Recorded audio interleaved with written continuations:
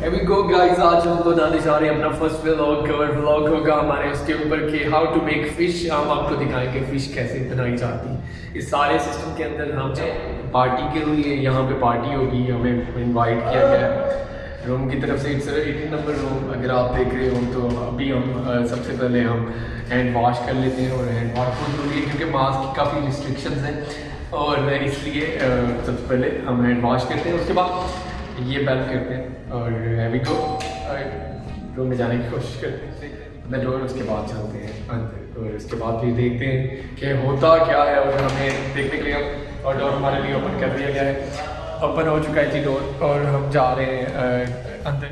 Here we go guys, अब हम आपको लेके जाएंगे अपने किचन के अंदर, और हम आपको बताते हैं कि हमारे किचन के अंदर फ़िलहाल कौन सा प्रोसेस चल रहा है। तो इसी के साथ हम आपको दिखाते हैं कि क्या हो रहा है हमारे किचन के अंदर। हमारे साथ रहिए।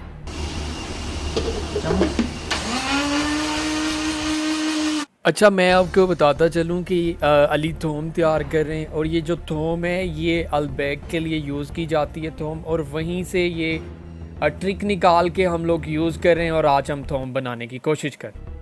हम आपको बताते हैं कि थोम कैसे तैयार की जाती है। और थोम तैयार कर रहे हैं हाफिज़ बैतुर्रहमान, और उनके साथ हैं अली जो कि थोम बना रहे हैं। अली, तो आप ये जो तैयार कर रहे हैं थोम है? जी हाँ, ये अली ने थोम तैयार की है। मेरा मुंह किने वहाँ ये अली का मुंह है।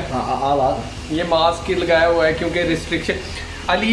अली जो है वो मास्क इस्तेमाल करते हैं क्योंकि मास्क की बड़ी रिस्ट्रिक्शन है, इसलिए फॉलो करते हैं मास्क को।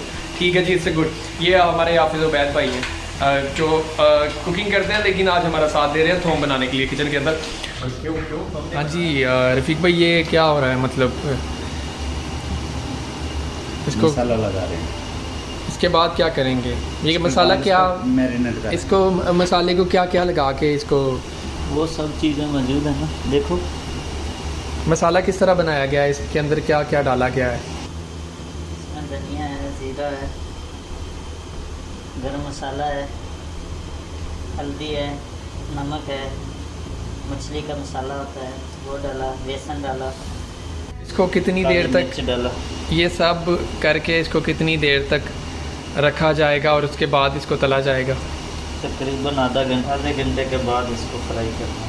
फ्राई करके फिर खा सकते हो। आधे घंटे के बाद इसको फ्राई करेंगे। Here we go guys, चलें आपको फ्राई करते भी दिखाएंगे। अभी उन्होंने बताया कि जैसे कि जो चीज़ें डाल के ये फ़िश का मसाला तैयार किया गया। फ़िश का मसाला तैयार करने के बाद अब फ़िश का जो प्रोसेस है वो आगे है। फ़िश को फ्राई किया जा रहा है, और फ्राई करने के बाद जो पीसीज हैं फ़िश के उनको रखा जा रहा है अलग से करके, और हम करते हैं टेस्ट के कैसी बनी है फ़िश, और खा के हम आपको बताते हैं।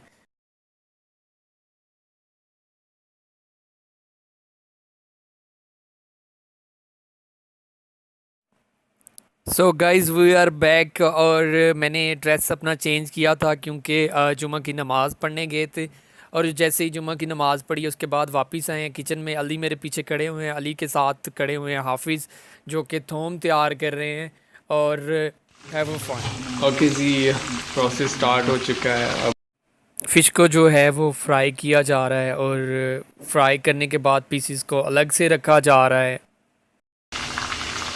जी। रफ़ीक भाई, ये कौन सा प्रोसेस स्टार्ट हो चुका है? मतलब